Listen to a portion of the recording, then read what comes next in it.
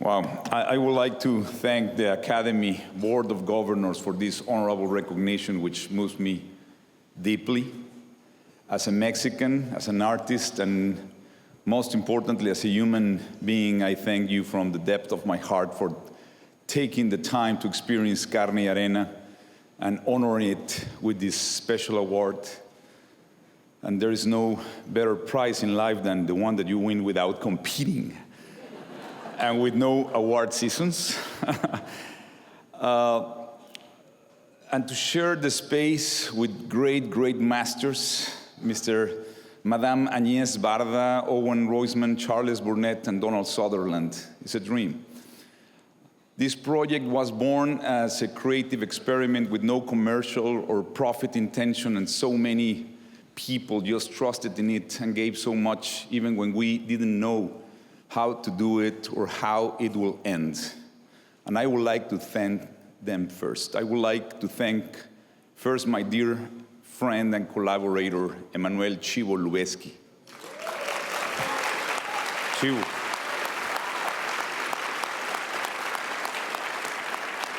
This project will not be what it is without his genius. To Mary Parent, producer, friend, and guardian angel of this project. Mary, you and Legendary made this project possible. Thank you very much. To Miucha Prada, who was the first co-conspirator of this idea 5 years ago, and her team at Fondazione Prada.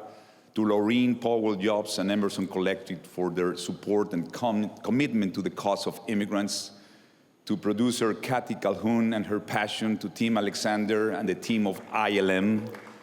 To Ethan Stearns for his devotion, and Philip Messina for his beautiful design. My brother Martin Hernandez, Karsten Nicolai, Randy Thorne, Steve Golin, Neil Calderhouse, and the real BR pioneer, Noni de la Peña.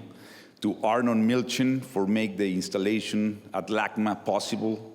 And to Michael Govan and his team at LACMA for taking us in even when this was only an idea.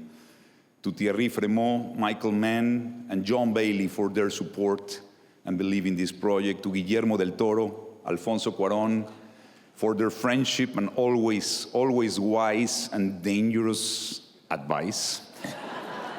To Gustavo Flores, Eric Hedeyat, Javier Chapa, Eduardo Vázquez, Jorge Volpi, Ricardo Rafael, La Ciudad de México, UNAM, and the Tlatelolco Museum. To Alejandro Ramirez for helping make this installation in Mexico possible. To Mayor Sound for donating their equipment and their services. To Marieladia, my wife, my son and my daughter, Eliseo and Marieladia, who I love and con quien comparto la conciencia de inmigrantes. And finally, but not any less important, to Federico Bustamante, director of Casa Libre, and to each and every one of the immigrants who trust us and participate in this project, sharing their stories to the world, and they made this project something theirs and really true.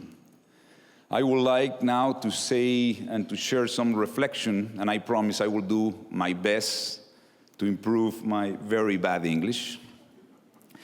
But I want to say that our only ideologies have fucked up the world. Not the people, but the ideas we have about those people. And these ideas, and the ideas that they have about us, those ideas are attached to words. Words that only serve to reiterate and reaffirm those ideas, our ideas. But the idea of a thing, place, or person is not the actual thing, place, or person. It is just an abstraction. A word is just an interpretation that inevitably pigeonholes and reduces the complex and true reality of that thing, place, or person. Ideologies, as its name indicates, only feed from ideas and words, are the bullets that we shoot towards reality. Because the biggest enemy ideologies have is reality. And the interpretation of reality only through ideas and words inevitably distances, mislead, blind us, and prevent us from actually seeing reality. When the world, let's put an example, rapist or illegal alien is fired, the reality of a certain human life or a community, the whole community, is reduced to an idea. And whoever believes or possesses and fires that idea ends up impoverishing, misleading, and degrading their perception of reality and the one of everyone around them. But no matter how many tweets to the right or to the left and all our blah, blah, blah, blah, blah, real, true reality will remain unaltered. 10 years ago, while preparing my film Babel, I had the privilege of getting a glimpse into the reality of hundreds of Mexican and Central American immigrants, most of them women, children, and young people whose lives had been devastated by extreme poverty, domestic violence, hunger, war, rape, and death threats from violent cartels and gangs.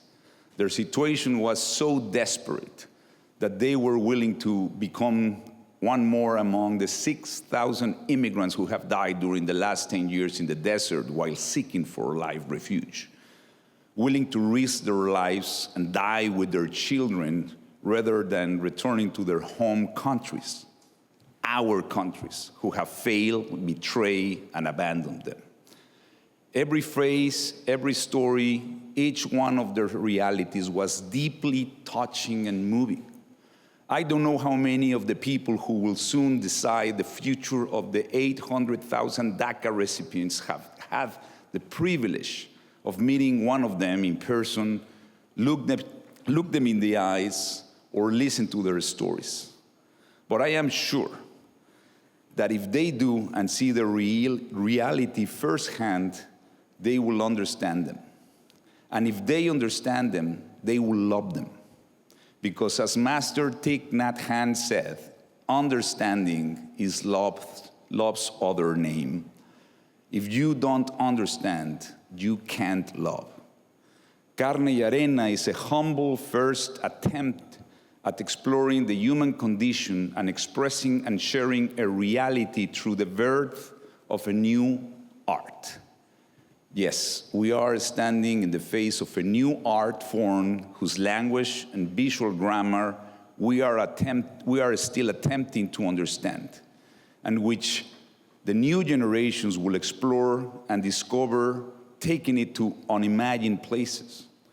Our intention from the beginning was to subordinate the technology to the human emotions, to explore one of the oldest themes and conflicts in human history with the newest technology possible.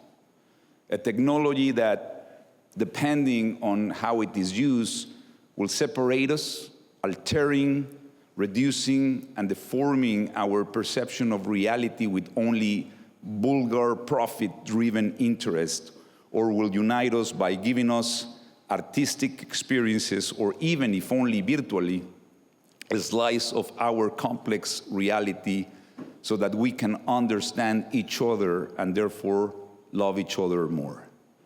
Personally, I am not interested in technology to reinvent or escape reality. I am interested in technology as a tool to embrace reality and, like in the immense oceans, submerge myself and discover, transform, appreciate its beauty and great mystery. Today, right here, millions of people seeking refuge are virtually present, although physically invisible.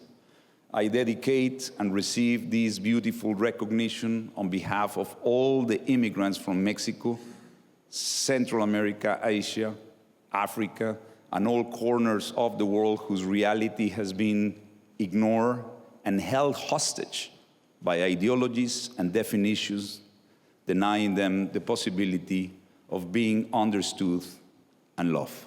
Thank you very much.